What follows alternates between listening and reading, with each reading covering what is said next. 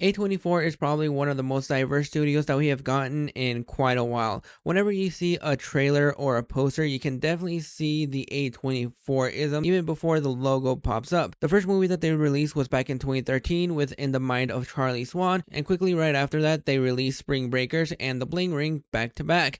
But over the past 13 years, they have been very experimental with the movies that they release.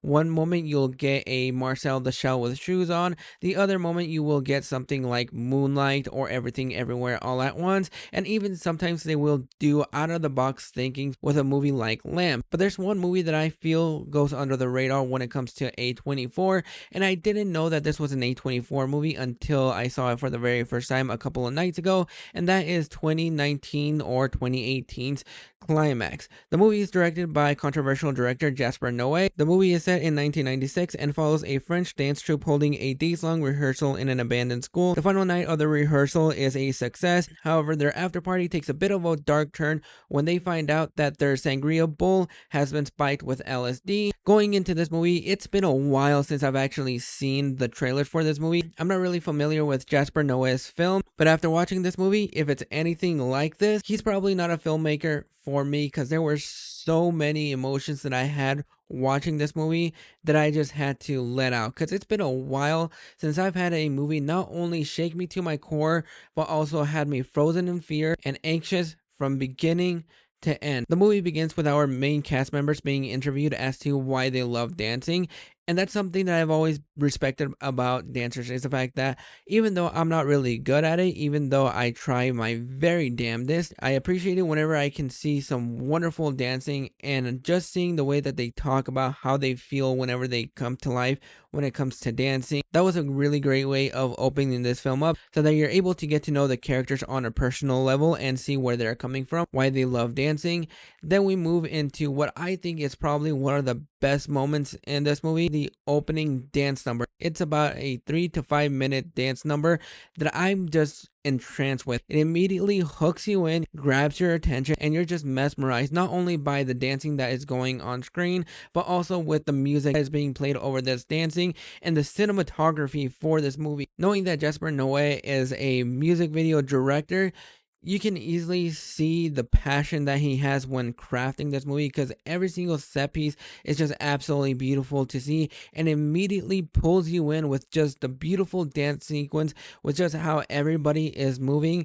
And one of the leads is Sofia Boutella, who I haven't really seen in a lot, but whenever she is on screen, she's not only just mesmerizing with her beauty, but just the way that she moves her body to the rhythm of the music.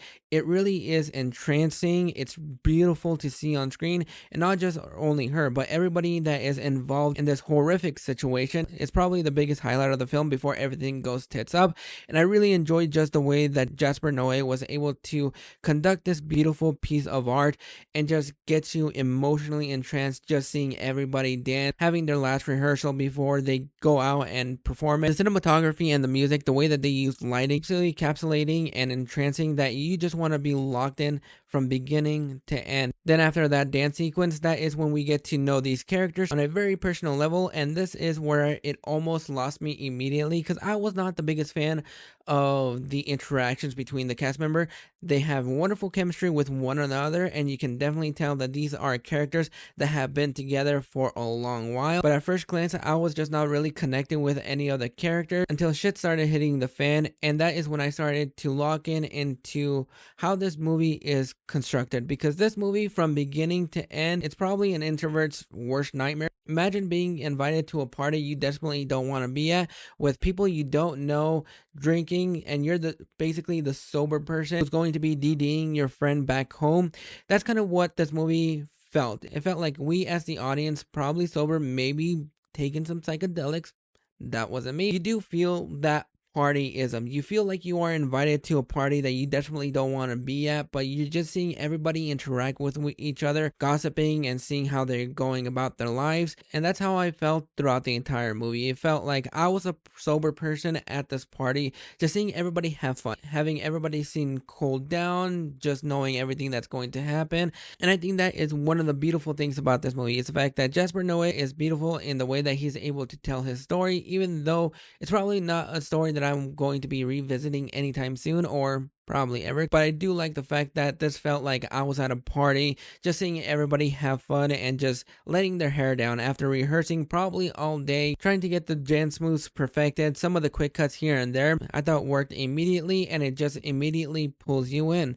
And that is the first about, I'd say, a good 30 to 40 minutes. It's just a bunch of people gossiping, drinking, and having the time of their life. Then we get into the last half, and this is where I really wasn't prepared for what I was going to experience. That for me is where this movie ends.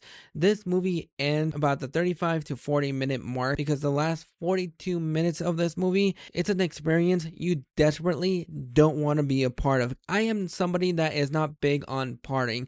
I will go out to the club, have a nice drink, maybe smoke a little weed, have the time of my life, and just go home and sober up so I can be ready for the next day. I have never tried any hardcore drugs, never plan on doing it, and this is a movie that is the perfect PSA for me, because I never want to be a part of that scene. And I'm so glad that I was sheltered growing up, because a lot of this, if I had seen this as I was growing up, it would have been the perfect PSA of not to do drugs and not to party hard. When you find out that somebody spiked the sangria bowl with LSD, not only did it ruin partying for me, but it also ruined sangria, because every single time that I go to the store and I see a sangria bottle, yep, I'm going to immediately just pass that shit along and pass it on to somebody else, because I don't want any of that thing. The last 42 minutes of this movie is a pure fucking nightmare. This movie would have probably been a bad trip on LSD if I was on that stuff, but the last half of this movie is probably some of the most heartbreaking, anxious, and nightmare fueled things that I never want to experience again. And that is why I say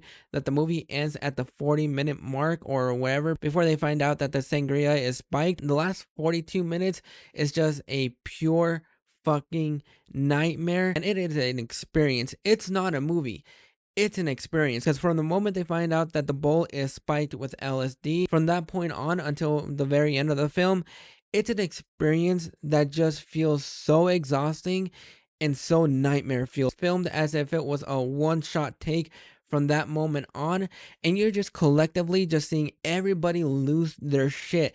Everybody in this movie is absolutely fucking perfect. No notes. Everybody understood the assignment and they absolutely delivered. Especially Sofia Botella, who is just absolutely electrifying. Watching her lose her shit as a sober person was just heartbreaking to see. And it's one of those moments where you're just a fly on the wall and you're just trying to get everybody out of this situation, but you can't. Not only because it feels like you are a fly on the wall and you're just collectively seeing everybody lose their shit, and you want to do the very best you possibly can to help everybody get out of this shitty situation and help them sober up. But what makes this movie more effective and more nightmare fueled is the way that Gaspar Noe approaches the filmmaking. Throughout the last 42 minutes of this movie, even though it's done in one shot take, or it feels like it was done in that way, the way that he moves the camera, it feels like it was made for somebody to be tripping balls and just having the time of your life. Just seeing everybody go down this spiral is one of the most heartbreaking experiences that I've had in quite a while. Because not only do you have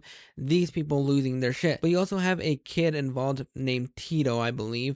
And for a majority of the last half of this movie, it's nothing but painful screaming, not only from the dance members, but also from Tito. And that is what makes this movie really heartbreaking, is the fact that you have this kid involved in this situation that probably doesn't even know exactly what's going on. When his mom finds out that everybody's tripping on LSD, she does something horrific and locks him up in the electrical panel. And throughout the last 42 minutes, you just hear him screaming for help from the moment that he's locked in this electrical panel to the very end, or spoiler alert, his end. It feels like you are having a momentary anxiety attack, and that is fueled throughout the entire movie. You're seeing everybody lose their shit, some people being absolutely hurtful to other people, and one character that really broke my heart Her name was Lou. What they did with that character is probably some of the more heartbreaking things that I've seen in quite a while, and there's no words that I can express on how I felt in the last half of this movie. I was just frozen in fear, wanting to cry, wanting to be helpful, but I just felt so useless